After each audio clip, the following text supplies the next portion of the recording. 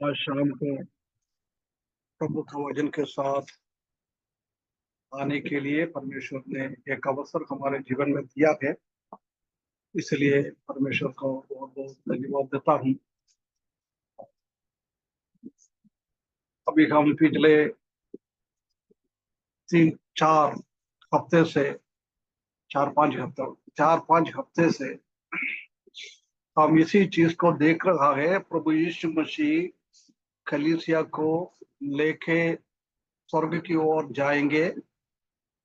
उसके तुरंत बाद ये पृथ्वी पे क्या हो रहा है, क्या होने वाला है, उसी चीजों को हम ध्यान कर रहा है। उसी चीज को का विवरण प्रकाशित वाक्य 6वें अध्याय से लेकर 20 अध्याय तक हम देख सकता है। उसी में उसी चीज को तीन भाग में 3 चीजों से हम देखते हैं। पहला 7 मोहर, 7 सील्स।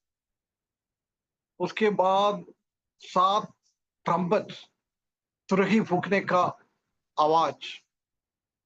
उसके बाद परमेश्वर का क्रोध भरा हुआ 7 कठोरा। उसमें से पहला हमने 6वां और 7वें अध्याय में हम पहला ग्रुप 7 मोहर के बारे में देख रहा है। ये मोहर खोलता कौन है? कौन खोलता है मोहर?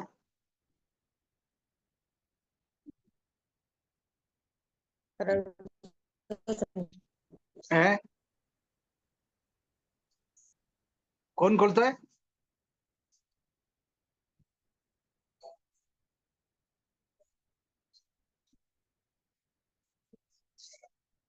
हाँ जी सिस्टर, आपका आवाज नहीं आ रहा, आप बोल रहे थे कुछ। आप भी बोल सकते हैं। मेमने ने हैं? मेमने ने मेमना कौन है? प्रभु यीशु मसीह, है ना, प्रभु यीशु मसीह बोल रहा। 4 और 5 अध्याय में हम स्वर्ग की दर्शन यूहन्ना को दिखा रहा है। उसी में एक मोहर किया हुआ एक किताब स्वर्ग में देखा है। वो खोलने के लिए कोई योग्य नहीं। जब यूहन्ना ने देखकर इतना इतना निराश हो गया है, रोने जैसी हो गया है। जब स्वर्गदूत ने बोला है रोना मत, निराश ना हो जाए, हमारा प्रभु यीशु मसीह है, मेमना है, वो किताबों को खोलेंगे। यानी जब वो एक एक मोहर किताबों को खोलता है, वो किताब में क्या है वो हम नहीं समझता है, उसके बारे में कुछ बताया भी नहीं है। परंतु जब स्वर्ग में प्रभु यीशु मसीह एक एक मोहर खुलता है, जब पृथ्वी पे कुछ चीज हो जाता है। पहला मोहर खोला था, जब क्या देखा था? कि एक श्वेत घोड़ा ना, पर एक सवार सौ गेड़ा आता है, उसके के पास बैठकर एक आ हाथ रहा है। होता है। वो कौन है? प्रभु यीशु मसीह है ना? नहीं, फिर मसीह विरोधी। मसीह के विरोधी है ना, मसीह के विरोधी है, प्रभु यीशु मसीह नहीं है। दूसरा घोड़ा, दूसरा मोहर खोला था, जब क्या देखा है? कि कि जो लाल रंग था उसके सवार को यह अधिकार था कि पृथ्वी पर से मेल उठा ले, ताकि हाँ, लोग एक लाल दूसरे को रंग मारे। का एक घोड़े पे एक सवार होकर आ रहा है। ये लाल रंग का घोड़ा ये क्या दर्शाता था? लहू, लहू। उसका मतलब मतलब खून, हाँ, लहू मतलब खून है। क्या है? प्रभु मृत्यु। यीशु मसीह का खून।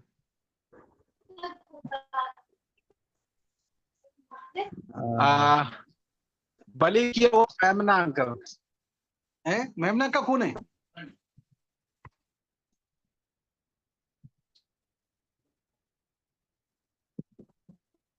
काय की खून है?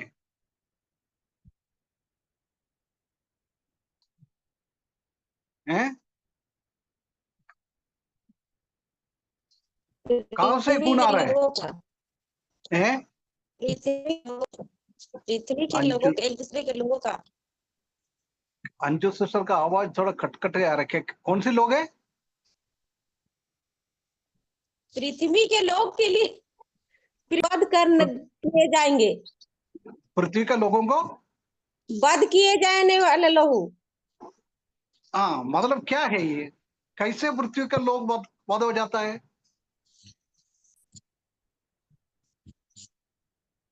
हैं? एक दूसरे को मार के। नहीं, कब कब होता है ऐसे? क्लेश के टाइम पे, हैं? क्लेश के समय। नहीं, क्लेश के टाइम में तो है। अधिकतर एक दूसरे को मार कब डालता है? तब पृथ्वी पर, तब पृथ्वी हैं? से मेल उठा लिया गया था, इसलिए इसलिए एक दूसरे का लोग वध कर रहे थे। अरे बाबा, मैंने वही नहीं पूछा, वो तो ठीक है, उसमें लिखा है। मैंने पूछ रहा है एक दूसरे को कब मार डालता है? जब गुस्सा में, विरोध में। विरोध। इधर बहुत सारे लोगों का मार डालना है, वो कब होता है?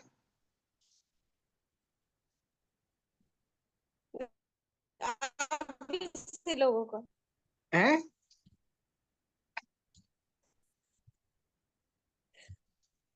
अब युद्ध तो, युद्ध हो को जाता ना, युद्ध, वार, है ना? एक राज्य दूसरे राज्य के साथ युद्ध हो जाता है, वार हो जाता है, जब बहुत सारा खून निकलता है। ये उसी को दर्शाता है। पूरा दुनिया में एक दूसरे के ऊपर बहुत भयंकर युद्ध होने वाला है, उसी को दर्शाता है ना? दूसरा हमने देखा था, वो भी एक दूसरे को कब मारता है, क्यों मारता है? क्योंकि वो ऑलरेडी दुनिया से शांति चले गया है। अभी दुनिया में कोई शांति है नहीं, इसलिए अशांति के कारण एक दूसरे को मार डालता है। अभी हम तीसरा मोहर की ओर आए हैं। प्रकाशित वाक्य 6वें अध्याय, उसी का 5 और 6 पद। जब उसने तीसरी मोहर खोली तो मैंने तीसरे प्राणी को यह कहते सुना, आ। और मैंने दृष्टि की, और एक काला घोड़ा है, और उसके सवार के हाथ में एक तराजू है। और मैंने उन चारों प्राणियों के बीच में से एक शब्द यह कहते सुना, दीनार आवाज का झगड़ा हो रहा सेर है भैया। मोल हूँ, और दीनार का 3 सेर जौ पर तेल और झगड़ा दाखरस का की हानि न करना। हो रहा है। ये तो हम मसीह के विरोधी का टाइम की झगड़ा के बाद कर रहे हैं, अभी घर पे झगड़ा मत करो। हाँ, इधर तीसरा मोहर खोलने के टाइम क्या देखा है? एक काला घोड़े को देखा। ये तीसरा मोहर, ये मोहर खोलने के टाइम एक आवाज आता है, किसका है? तीसरा प्राणी का। वो तीसरा प्राणी 14 अध्याय में हम देख सकता है, 14 और 5वें अध्याय में, ये मनुष्य के मुख के जैसी। एक एक प्राणी का अलग अलग है, किसी का सिंह के जैसी, किसी का बैल जैसी। अभी इधर हम देख रहा है, ये तीसरा प्राणी का मुंह है, वो मनुष्य के मुंह की जैसी। वो प्राणी बहुत ऊंचे आवाज में कहता है। क्या कहता है? उसने तीसरी मोहर खोली तो मैंने तीसरे प्राणी को ये कहते हुए देखा, पगले का जैसी। हर एक प्राणी, 4 प्राणी है, वो चारों प्राणी जब एक एक मोहर खोलने के टाइम यही बात कहता है, आ। किसको बुला रहे हैं? यूहन्ना को। किसको बोल रहे आ? हैं? ये घोड़े पे घोड़े सवार पर करने सवार वाला, करने को बोला है। हाँ, सवार करने वाले को बुला रहा है ना। योहन्ना को नहीं है, योहन्ना ऑलरेडी स्वर्ग में है, उसको नहीं है। पहले भी हमने ये बात को देखा है। जी। हाँ, फिर एक और घोड़ा निकला। पहले में भी एक घोड़ा, सफेद घोड़ा, दूसरे में एक घोड़ा, लाल घोड़ा। अभी इधर आ रहा है, कौन सी कलर का है? काले कलर का। काला कलर काला का। कलर का घोड़ा है ना। पहला सफेद घोड़ा मसीह फिर की लाल। विरोधी को दिखाता है, और वो मसीह की विरोधी का शासन के टाइम दुनिया में इतना वार हो जाएगा, इतना युद्ध हो जाएगा। युद्ध होने के टाइम इतना लोगों का खून निकल जाएगा।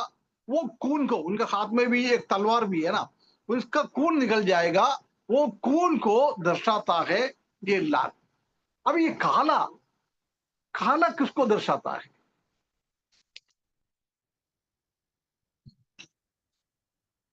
हैं? काला अंकल अंधकार को दर्शाता होगा। हाँ, काला एक अंधकार को दर्शाता है। और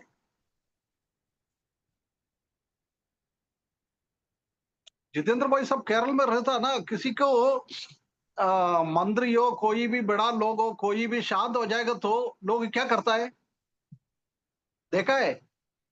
एक नहीं नहीं अंकल। काला कपड़े का एक टुकड़ा हाँ पिन करके रहता है ना।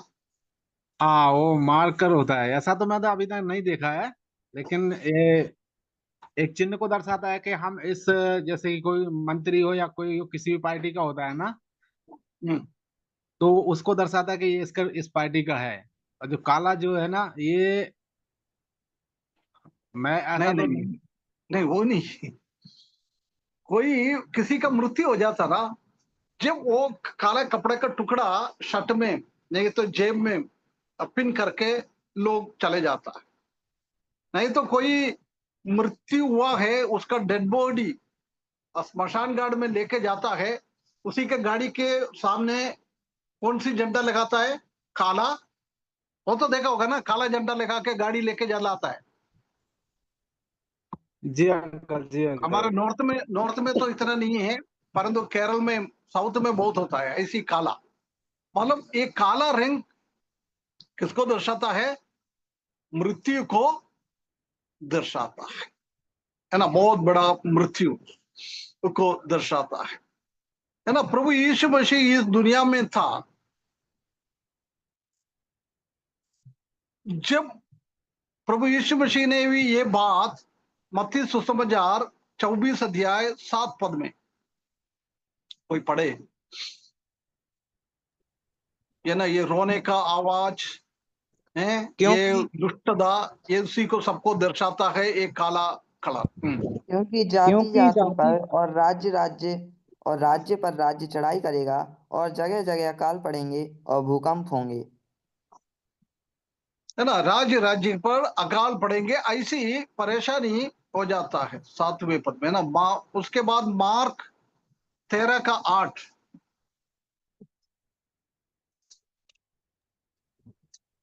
क्योंकि जाति पर जाति और राज पर राज चढ़ाई करेगा, और हर कई भूईडोल होंगी और अकाल पड़ेंगे। यह तो पक्षियों पीड़ाओं का आरंभ ही होगा। है ना, ये प्रभु यीशु मसीह इस दुनिया में था जो बात कर रहा है। वो लूका सुसमाचार 21 अध्याय उसका 10वें पद में भी। तब उसने उनसे कहा कि जाति पर जाति और राज पर राज चढ़ाई करेगा। है ना, ये इधर शब्द और इसी बातों को पूरा अध्याय हम पढ़ेगा तो ये प्रकाशित वाक्य 6वें अध्याय में एक एक मोहर खोलने के टाइम क्या क्या हो रहा है, उसी के बारे में प्रभु यीशु मसीह ने 2000 साल पहले भविष्यवाणी किया था। है ना, ये काला, ये हम देख सकते हैं कि दुख को, निराशा को, और ये बिल्कुल आ, आ, एक बुराई का एक कलर है, दुष्टता को दर्शाता है, शैतान को ये दर्शाता है।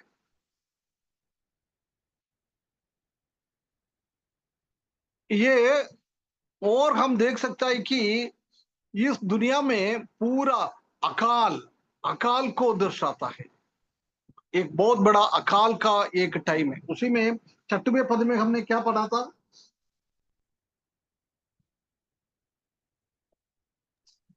जो प्रकाशित वाक्य 6 का और मैंने मैंने उन चारों प्राणियों के बीच में से एक शब्द यह कहते सुना, दीनार का सेर भर गेहूं और दीनार का 3 सेर जौ पर है तेल। ना।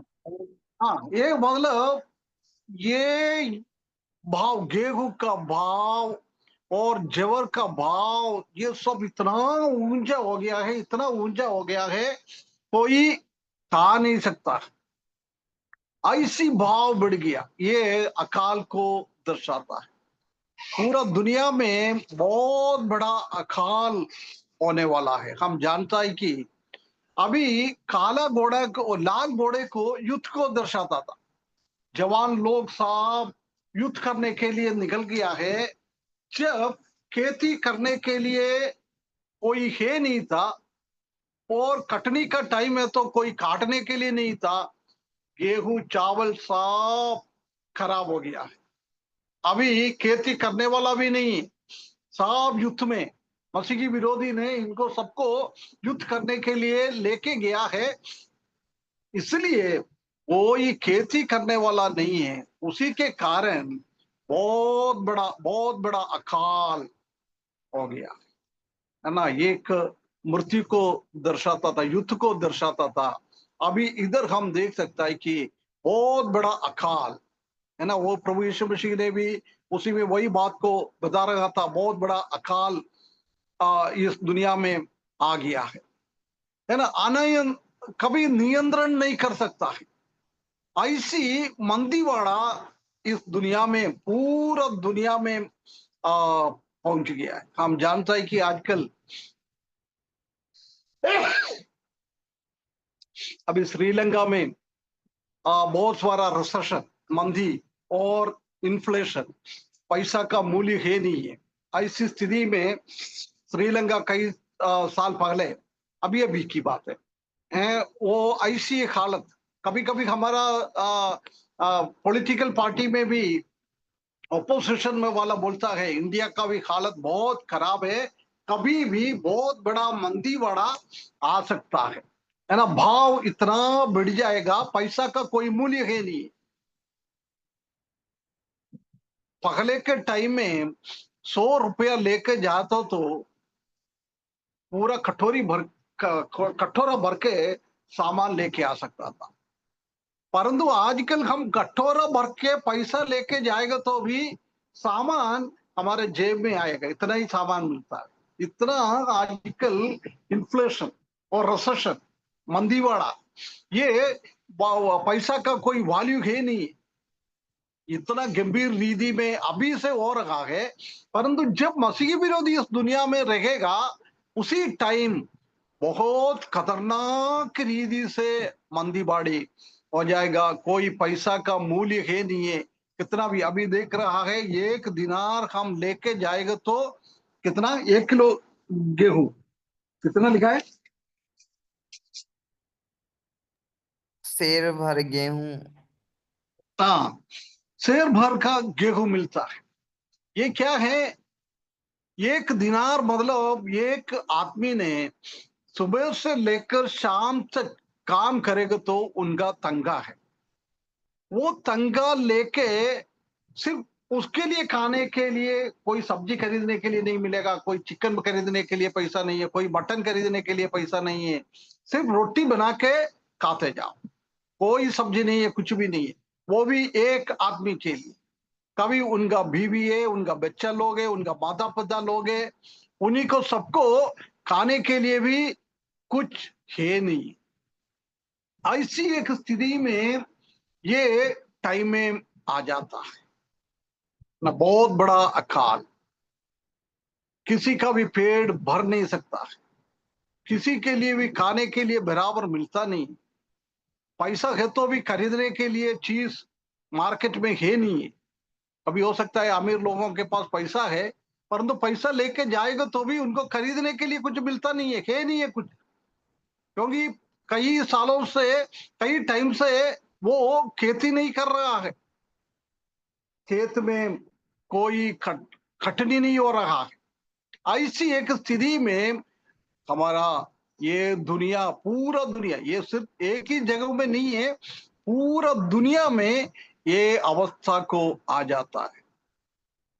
हम जानता है कि कहां कहां युद्ध हो जाता है, युद्ध के तुरंत बाद हम देख सकता है कि उधर अकाल हो जाता है।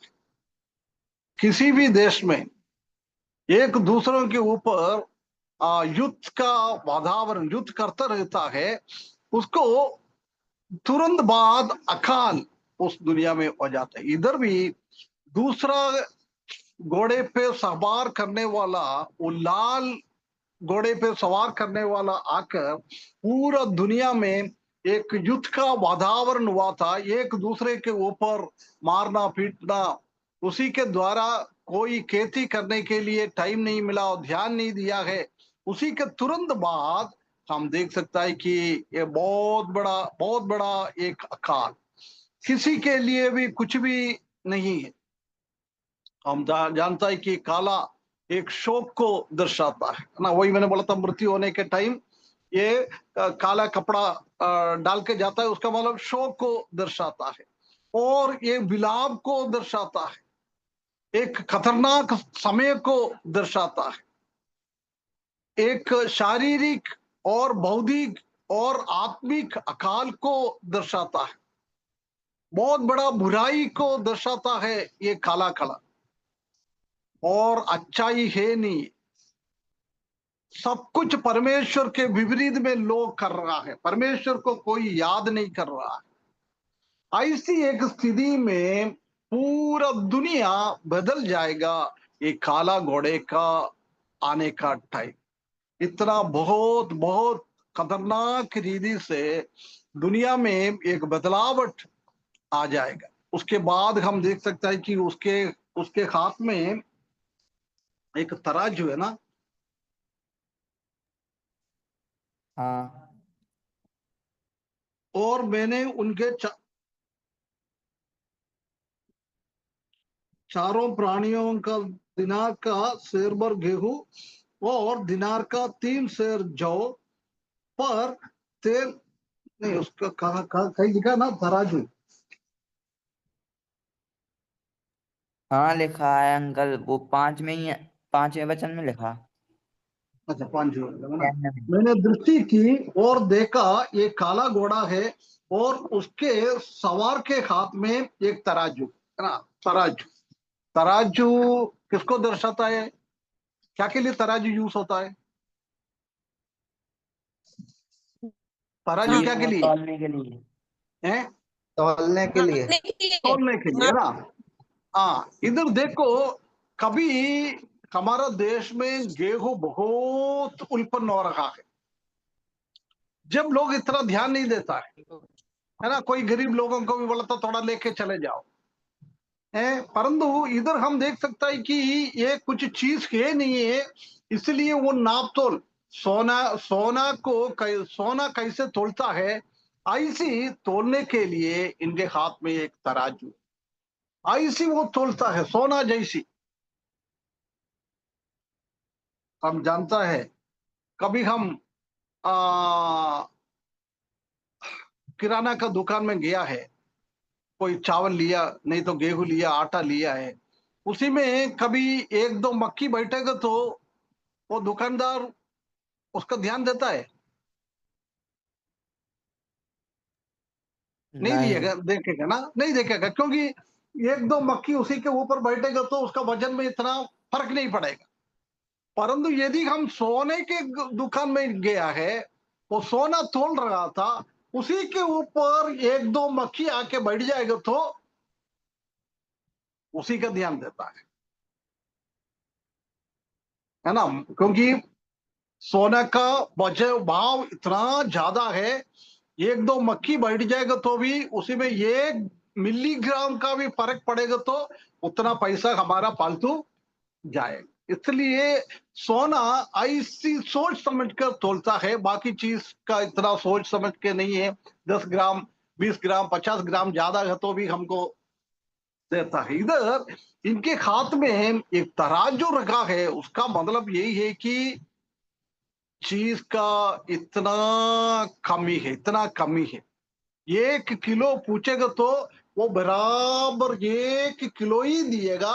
ये 1 किलो 1 मिलीग्राम भी नहीं दिए, थोड़ा सा भी बड़ा ज्यादा नहीं दिएगा। इसलिए ये तराजू भी वही दर्शाता है कि उसे पूरा देश में ये 7 साल पूरा देश में इतना अकाल हो जाएगा, इतना अकाल हो जाएगा, खाने पीने के लिए भी कुछ बाजार में नहीं मिलता है। यदि मिल जाएगा तो उसका भाव इतना ऊंचा है, इतना ऊंचा है, कोई गरीब लोग खरीद नहीं सकता है। ऐसी एक स्थिति में दुनिया में जाएगा, क्योंकि सप्लाई करने के लिए है नहीं है।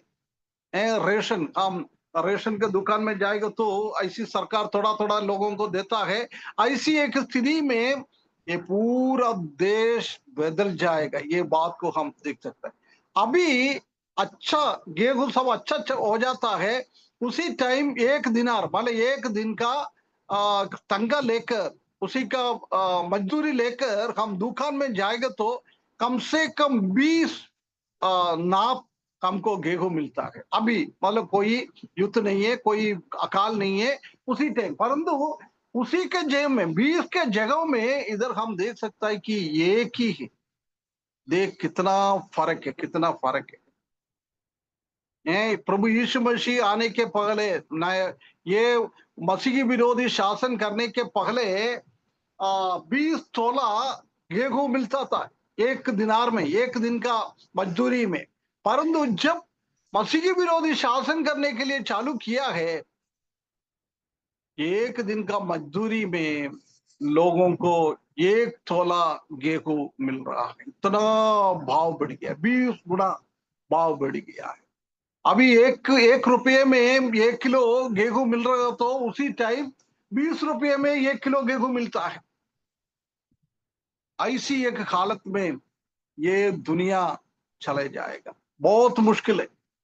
रोटी खाने के लिए है नहीं है, दूसरों को खिलाने के लिए, बच्चों लोगों को खिलाने के लिए है नहीं है। ऐसी बहुत सारा लोग ये अकाल में ही मर जाता है ना। कोई खाना है नहीं है, कोई मजदूरी भी नहीं मिलता है, उसी जगह में कोई काम भी इतना नहीं मिलेगा। इसलिए लोग एक टाइम के लिए, 1 दिन का 1 टाइम के लिए भी रोटी खाने के लिए नहीं मिलता है। ऐसी एक हालत में हमारा दुनिया बदल जाएगा, बहुत खतरनाक रीति से।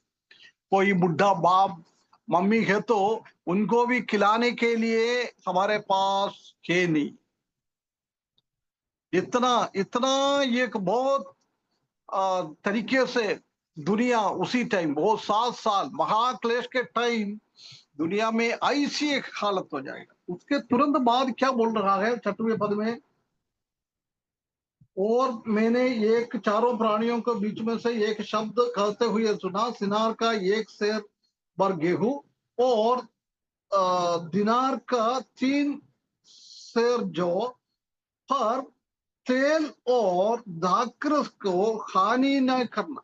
तेल और दाखरस को हानि नहीं करना, है ना। ये देश में हम देख सकते हैं कि दाखरस बहुत होता है ना, इस्राएल देश में दाखरस बहुत होता है। उसके बाद ओलिव, ये जदून, उसका पेड़ भी बहुत होता है। जदून पेड़ से तेल निकल जाता है और दाग से दाखरस निकल जाता है। वो बोल रहा था उसी को नुकसान नहीं करना।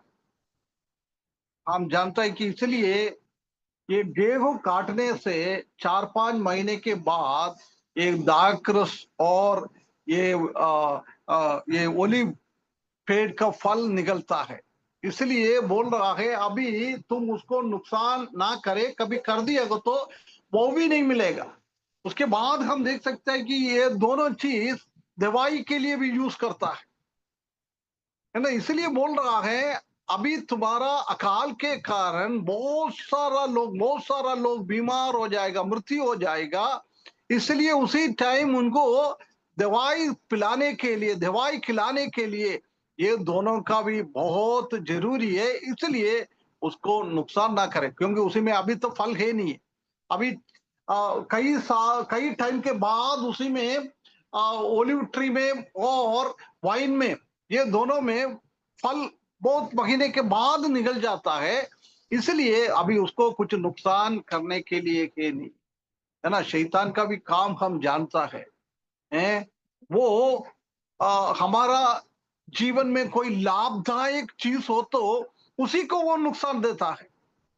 अभी हमारे जीवन में उसी का कोई लाभ है नहीं है, उसी के विरुद्ध में ये लोग काम नहीं करे। इधर भी अभी ये ऑयल का ट्री में और एक दाग निकलने वाला दाखरस में, उसी में कोई भी नुकसान नहीं करना, है ना। इतना इतना बड़ा ये काल इस दुनिया में आने वाला है। इसलिए प्रभु यीशु मसीह ने भी बोला है, आखिरी टाइम बोला था, प्रभु आपका आगमन कब है, आप कब शासन करेंगे। जब प्रभु यीशु मसीह बोला है, मैं आने के पहले ऐसी ऐसी बातें तुम्हारे बीच में हो जाता है, मसीह की विरोधी निकल जाएगा और बहुत बड़ा युद्ध के बारे में, झगड़े के बारे में तुम लोग सुनेंगे और पूरा दुनिया में बहुत बड़ा अकाल हो जाएंगे। ये सब देखते समझना है प्रभु यीशु मसीह का आगमन बहुत निकट है इस दुनिया में शासन करने के लिए। अभी भी हम देख सकता है कि ऐसी ऐसी वातावरण में दुनिया बदलते जा रहा है ना। इसलिए भी हम समझ सकता है कि हमारा प्रभु का आगमन बहुत बहुत निकट है ना। पहला मसीह की विरोधी, दूसरा इस दुनिया में पूरा युद्ध का वातावरण, लहू बहने का वातावरण, और तीसरा एक अकाल का अनुभव इस दुनिया में आ जाएगा। अभी हम 14 मोहर खोलने के टाइम क्या हो रहा है उसी के बारे में हम थोड़ा देखें।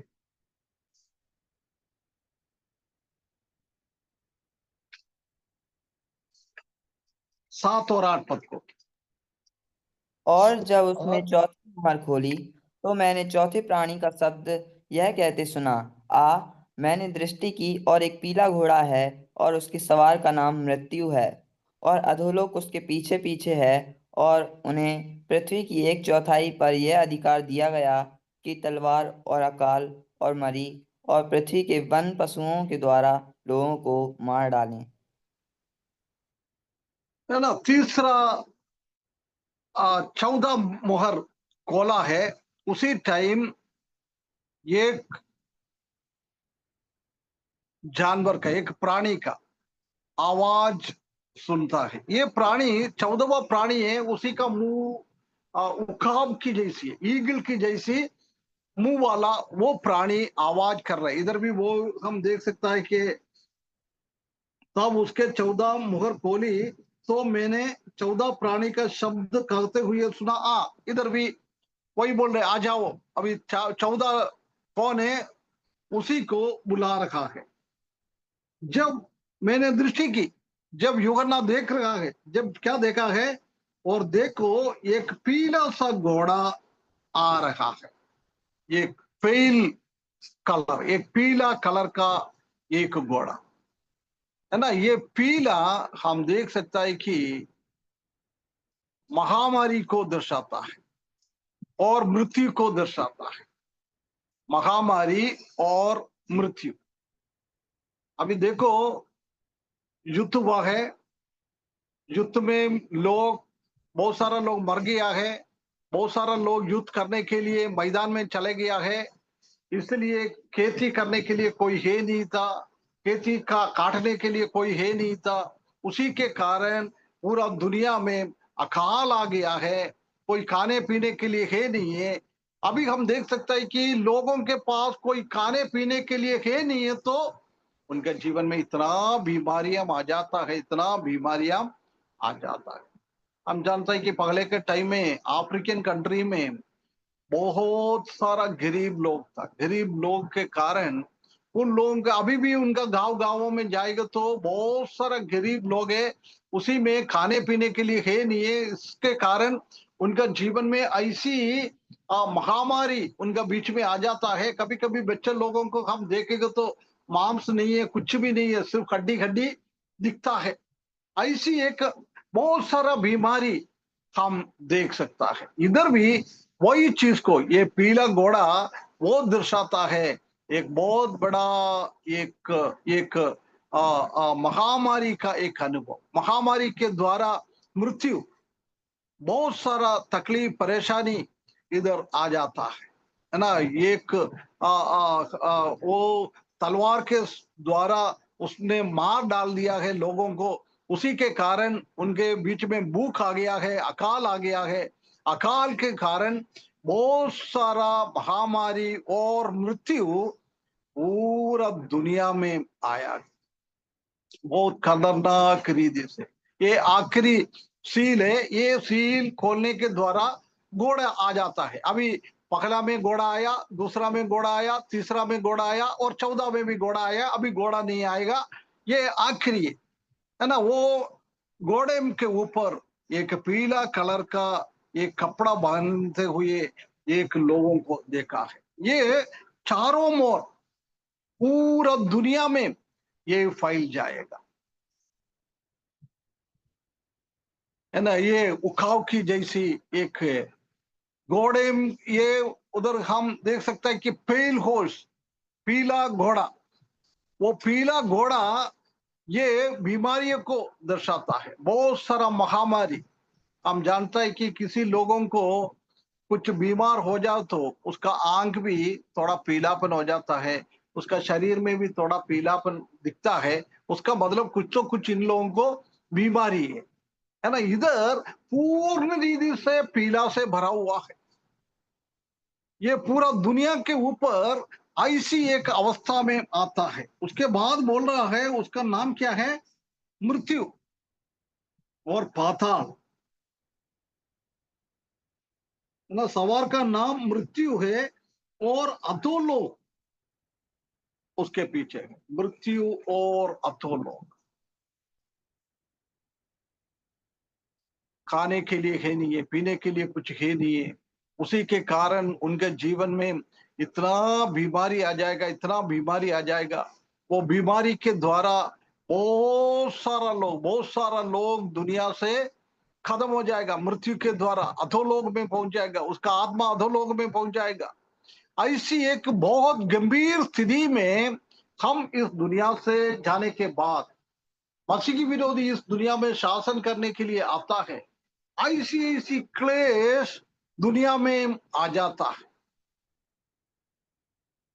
परमेश्वर ने लोगों के ऊपर ऐसी दंड भेजता है, ऐसी दंड भेजता है, क्योंकि परमेश्वर को मानने के लिए, परमेश्वर को पीछे चलने के लिए बहुत सारा मौका इन लोगों के बीच में मिला था, परंतु किसी ने भी प्रभु को, परमेश्वर को जाना नहीं है, परमेश्वर के पीछे नहीं गया है। इसलिए हम जानता है कि परमेश्वर का बहुत बड़ा क्रोध इस दुनिया के ऊपर एक एक मोहर खोलने के द्वारा बहुत सारा तकलीफें इस दुनिया में आ जाता है। एक विनाश काल की अनुभव हम इधर हम देख सकता है। एक विनाश काल है, कलियुग बोलता ना, कलियुग एक्चुअली उसी टाइम में है।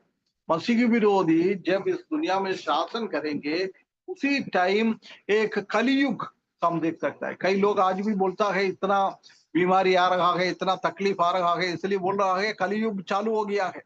परंतु हकीकत वो कलियुग आ जाता है जब मसीही लोग इस दुनिया से चले जाएगा, पवित्र आत्मा इस दुनिया से चले जाएगा।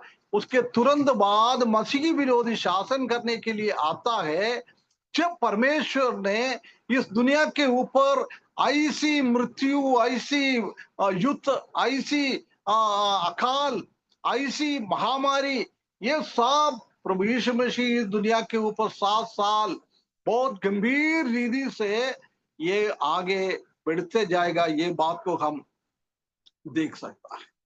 बहुत बहुत खतरनाक रीति से बीमारी इतना बढ़ जाएगा, इतना बढ़ जाएगा। क्योंकि अभी हमने देखा है युद्ध में और अकाल में बहुत सारा लोग मर गया है। कई लोगों को संस्कार भी नहीं किया है। अभी 2 साल पहले 3 साल पहले हमारा कोविड हुआ था। कोविड के कारण हम देख सकते हैं कि कई जगहों में लोगों को जलाया भी नहीं पाया और गाड़ भी नहीं पाया। इसी कारण कई जगहों में लोगों लाशों को डाल दिया है। उसी में तो बहुत कम लोग मरा था, उसके बावजूद भी ऐसी किया है। परंतु इधर हम देख सकता है कि पूरा दुनिया का 1/14 1 करोड़ लोग है तो 25 लाख लोग मर जाएगा। अभी हम जानता है कि दुनिया में कितना करोड़ों लोग है, कितना करोड़ों लोग है ना। उसी में से 1/14 मर जाएगा। इतना लोगों को कहां जाके डालेगा, कहां अंतिम संस्कार दिएगा, कौन जलाएगा, कौन मिट्टी दिएगा उसको। उसी के कारण बहुत बहुत बड़ा बीमारी इस दुनिया में फैल जाएगी। इतना बदबू, शव का, डेड बॉडी का इतना बदबू निकलेगा है। उसी के द्वारा बहुत बड़ा एक बीमारी इस दुनिया में आएगा। ये बात को हम देख सकता है। परमेश्वर का बहुत बड़ा दंड। उसी के संबंध में हम एक पद और पढ़े, एसेकिएल की किताब 14 अध्याय और 21 पद, 14। क्योंकि प्रभु यहोवा यूं कहता है, मैं यरूशलेम पर अपने चारों दंड पहुंचाऊंगा, अर्थात तलवार, अकाल, दुष्ट जंतु और मरी, जिनसे मनुष्य और पशु सब उसमें से नाश हो। है ना। इधर इस्राएली लोगों के ऊपर डाल रहा है। ये कई साल पहले प्रभु यीशु मसीह आने में भी कई साल पहले एसेकिएल के द्वारा ये भविष्यवाणी दिया हुआ है। क्या क्या है? तलवार है, अकाल है, मृत्यु है, उसके बाद दुनिया का बीस्ट, है ना, ये मसीह की विरोधी, ये सब आकर जेरूशलेम के ऊपर भी बहुत बड़ा दंड आने वाला है। क्योंकि प्रभु यीशु मसीह को उन लोग ने अपना मसीहा नहीं समझा है, इसलिए उन लोगों के ऊपर भी परमेश्वर का बहुत बड़ा बड़ा दंड आने वाला है। ये चीज चारों अभी हमने देख रहा है, वो चारों चीज इस दुनिया में आएंगे। ये बात एसेकिएल ने भी अपना भविष्यवाणी के द्वारा दिया हुआ है। प्रभु यीशु मसीह भी इस दुनिया में था। मत्ती सुसमाचार हमने अभी पढ़ा था 24 अध्याय में, और मार्क 13 अध्याय में, और लूका 21 के अध्याय में। इसी बातों को, सबके महामारी के बारे में, युद्ध के बारे में, मृत्यु के बारे में, सब कुछ हम उधर देख सकता है ना। बहुत बहुत खतरनाक रीति से एक अनुभव में ये बदल जाए। और हम देख सकते हैं कि दूसरा कई जगहों में इसका नाम नहीं लिखा है। वो एक एक घोड़े के ऊपर सवार करने के नाम नहीं लिखा है, परंतु इधर हम देख सकते हैं कि उसका नाम भी लिखा हुआ है। मृत्यु है, अधोलोक है उसका नाम।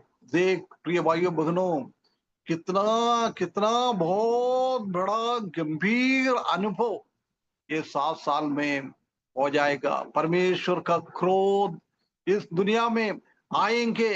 ये मसीह की विरोधी शासन करने के टाइम ऐसी ऐसी हालत में दुनिया बदल जाएंगे, दुनिया का लोग बदल जाएंगे। इसी बात को हम देख सकता है। आइए एक पद और पढ़े अपन, यशायाह की किताब 5 अध्याय उसका 13 से लेकर 16 तक।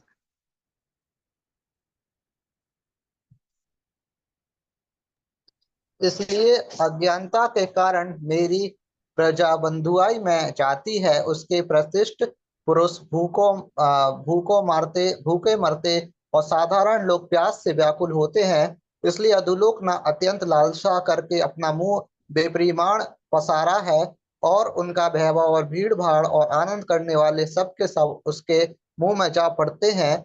साधारण मनुष्य दबाए जाते और बड़े मनुष्य नीचे किए जाते हैं।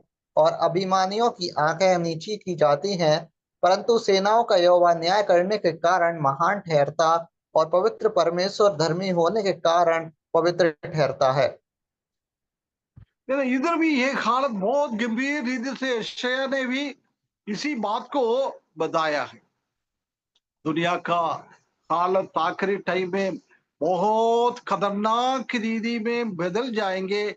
इसी चीज हम ये 6वें अध्याय में हम देख सकता है ना। परमेश्वर का न्याय यरूशलेम के ऊपर आ रहा है, पूरा दुनिया के ऊपर आ रहा है। क्या क्या है? तलवार है, अकाल है और महामारी है। ऐसी बहुत सारा चीजों के द्वारा इस दुनिया के ऊपर इतना भयंकर रीति से एक खतरनाक अवस्था में ये बदल जाएगा। दुनिया का लोगों का 1/14 मर जाएगा, पूरा इस दुनिया से खत्म हो जाएगा। ऐसी एक हालत पूरा दुनिया में अभी हम देख सकते हैं कि युद्ध अलग अलग देश में आता है, अकाल अलग अलग देश में आ जाता है। कभी अफ्रीका में आता है, कभी एशिया में आता है, कभी इंडिया में आता है, अलग अलग जगह में होता है बीच बीच में। परंतु उसी टाइम ऐसा नहीं है। अफ्रीका, अमेरिका, एशिया, यूरोप, कहां हो, सब दूर ये युद्ध और मृत्यु और महामारी ऐसी बहुत सारा समस्या से लोग मरने वाला है ना। इसलिए वो बोल रहा है, उधर भी हम देख सकते हैं कि क्या लिख रहा है उसका 8वें पद में लिखा है, मृत्यु है और अधोलोक उसके पीछे पीछे है और उन्हें पृथ्वी की 1/14 पर एक अधिकार दिया गया है कि तलवार और अकाल और मरी और पृथ्वी के वन वस्तुओं से द्वारा लोगों को मार डाले। ये 3.5 साल की टाइम है। पहला 3.5 साल का टाइम के अंदर ये बहुत हालत खराब हो जाएगा। हम जानता है कि पहले भी हमने देखा है 7 साल को हम 2 भाग में डिवाइड कर सकता है। पहला 3.5 साल, आखिरी 3.5 साल। पहला 3.5 साल में हालत थोड़ा ठीक है। देख, हालत थोड़ा ठीक है, उसी टाइम में भी ऐसी चीज हो रहा है। दुनिया का 1/4 लोगों को मार डाल दिया है। ऐसी है तो आखिरी वाला 3.5 साल में ठीक नहीं है। वो बिल्कुल मसीही विरोधी के ऊपर हमने देखा था कि 12वें अध्याय में जब स्वर्ग से शैतान को नीचे फेंकता है, उनको स्वर्ग में जाने के लिए अधिकार उसके बाद नहीं मिलता है। जब वो शैतान आके मसीही विरोधी के ऊपर पूरा शक्ति देता है, वो 3.5 साल के बाद बहुत खतरनाक रीति से दुनिया के ऊपर कष्ट और क्लेश आने वाला है। अभी तुर्की फूकने का और वो 7 प्रभु का, परमेश्वर का क्रोध का कटोरा, इसी में बहुत समस्या इतना नहीं है, उससे भी बढ़कर पूरा दुनिया के ऊपर बहुत सारा क्लेश इस दुनिया में आने के जैसी एक अवस्था में दुनिया बदल जाएगा, है ना। ये 4 घोड़े को एक एक सील खोलने के द्वारा, सफेद घोड़ा मसीह के विरोधी, उसके बाद लाल घोड़ा युद्ध और लेहू बखाना, और तीसरा काला घोड़ा वो अकाल, और ये पीला घोड़ा ये महामारी और मृत्यु। इस दुनिया के ऊपर ये हर एक चीज से इतना बढ़ जाएगा, इतना बढ़ जाएगा। अभी हम उसका 5वां मोहर खोलने के टाइम क्या हो रहा है, उसी को हम प्रकाशित वाक्य 6 अध्याय 9 से 11 तक। और जब उसने 5वीं मोहर खोली तो मैंने वेदी के नीचे उनके प्राणों को देखा जो परमेश्वर के वचन के कारण और उस गवाही के कारण जो उन्होंने दी थी वध किए गए थे। और उन्होंने अपना बड़े शब्द से पुकार कर कहा, हे स्वामी, हे पवित्र और और सत्य, तू कब तक न्याय न करेगा, और पृथ्वी के रहने वालों से हमारे लहू का पलटा कब तक ना लेगा। और उनमें से हर एक को श्वेत वस्त्र दिया गया, और उनसे कहा गया कि और थोड़ी देर तक विश्राम करो, जब तक कि तुम्हारे संगी दास और भाई जो तुम्हारे नाई वध होने वाले हैं उनकी भी गिनती पूरी ना हो ले। है ना। इसमें से क्या समझ में आता है?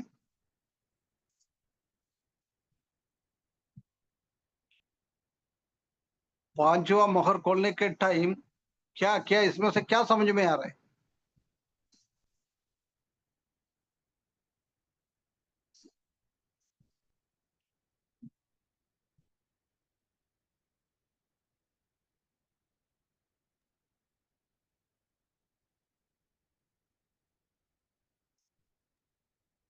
कुछ समझ में आ रहा है? इसमें से यही समझ में आ रहा है अंकल कि जो प्रचार के दौरान विश्वासी लोग को मार दिया गया है, तो उन लोग वही लोग बोल रहे हैं, उन लोग का प्राण को देख रहा है यूहन्ना, और वही लोग बोल रहे हैं कि कब तक मेरा मृत्यु का बदला नहीं लेंगे। तो है ना। ये हाँ, ये हम देख सकता है कि जब मसीह की विरोधी इस दुनिया में आता है, उसी टाइम में भी बहुत सारा लोग सच्चा परमेश्वर को जानने लगता है। उसको मालूम है, ऐसी ऐसी हालत देख के उसको समझ में आता है ये हमारा कोई रक्षक नहीं है, हमको रक्षा करने वाला नहीं है। ये परमेश्वर बोल के आया है, प्रभु यीशु मसीह बोल के आया है, परंतु ये प्रभु यीशु मसीह है नहीं है। उन लोगों को समझने के टाइम वो सच्चा परमेश्वर को और सच्चा प्रभु यीशु मसीह को वो लोग बुलाता है, उनके पीछे चलने के लिए वो निर्णय लेता है। उसी टाइम क्या करता है, मसीही विरोधी लोग उन लोगों को मार डालता है। जिसने जिसने मसीही विरोधी को अंगीकार नहीं किया है और सच्चा परमेश्वर के आशा में, सच्चा परमेश्वर को याद करते हुए जीवन बिताने वाला लोगों को ये मसीह विरोधी लोग ने मार डाल दिया। बहुत मार्टियर्स, है ना, शहीद बन जाता है। करोड़ों लोग, बहुत सारा लोग शहीद बनकर, ये उसी का आत्मा है। हम जानते हैं कि मृत्यु होने के टाइम प्रभु यीशु मसीह का दूसरा आगमन का हम पुनरुत्थान के बारे में भी देखा है। मृत्यु होने के टाइम सिर्फ हमारा आत्मा स्वर्ग में जाता है ना, बाकी शरीर की पृथ्वी पे। अभी ये लोग सिर्फ उनका आत्मा है। कितना लोग शहीद हो गया है, कितना लोग अपना जीवन सच्चाई के लिए, प्रभु के लिए, परमेश्वर के लिए उनका जीवन दिया है। ऐसी लोगों का आत्मा उधर पहुंच गया है। बहुत बड़ा भीड़ हम उधर देख सकता है। परमेश्वर का वचन को उन लोग ने मान लिया है, परंतु ये लोग कलीसिया का सदस्य नहीं है, क्योंकि कलीसिया पहले से इस दुनिया से चले गया है। इसलिए कलीसिया का टाइम, ये मसीही विरोधी आने के पहले प्रभु यीशु मसीह हमको लेने के लिए आएगा। राप्चर के दिन कलीसिया का टाइम खत्म हो गया है। उसके बाद कोई कलीसिया नहीं है, इनको कलीसिया में नहीं जुड़ेगा, परंतु अलग से इन लोगों को कुछ पोजीशन देता है, कुछ पदवी देता है। स्वर्ग में प्रभु यीशु मसीह आने के टाइम इन लोगों की भी अलग से कोई ये देता है। उनका जीवन परमेश्वर के लिए सैक्रिफाइस किया हुआ है ना। हम जानते हैं कि इस दुनिया में बहुत सारा लोग अपना जीवन को शहीद कर दिया है। कलीसिया में सबसे पहला शहीद व्यक्ति कौन है?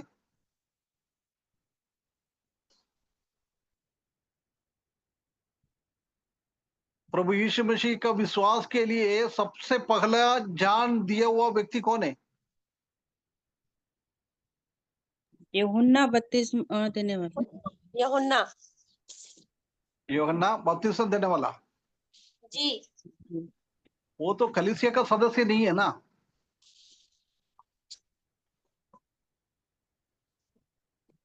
यूहन्ना का मृत्यु होने के बाद प्रभु यीशु मसीह का मृत्यु हुआ है। प्रभु यीशु मसीह का मृत्यु होने के कई दिन के बाद कलीसिया फॉर्म हो गया है। इसलिए ना यूहन्ना बपतिस्म देने वाला कलीसिया में नहीं है, वो इस्राएल में आएगा। नया पुराना नियम में आ जाता है। नया नियम में सबसे पहला प्रभु यीशु मसीह के लिए जहां किसने दिया है? प्रेरितों के काम में एक व्यक्ति के बारे में लिखा है, उसको पत्थर डालकर मार डाला है। जब उसने स्वर्ग की ओर देखा है, प्रभु यीशु मसीह स्वर्ग में खड़ा है। स्तेफनोस हैं? स्तेफनोस हाँ, स्टेफानोस है ना। सबसे पहला शहीद करने वाला स्टेफानोस है ना। उसके बाद अलग अलग लोग उसका जीवन दिया है। हम अपोस्तल पौलुस के बारे में भी हम देख सकते हैं कि दूसरा तिमोथी 4:6।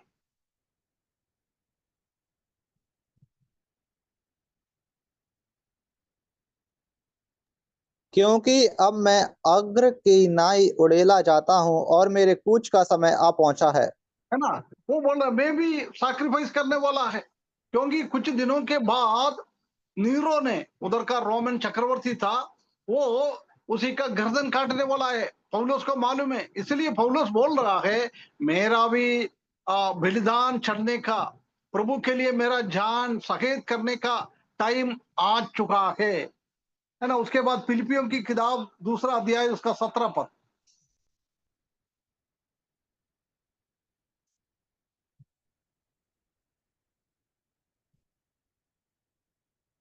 और यदि तुम मुझे तुम्हारे विश्वास के विधान और सेवा के साथ अपना लहू भी बड़ा पड़-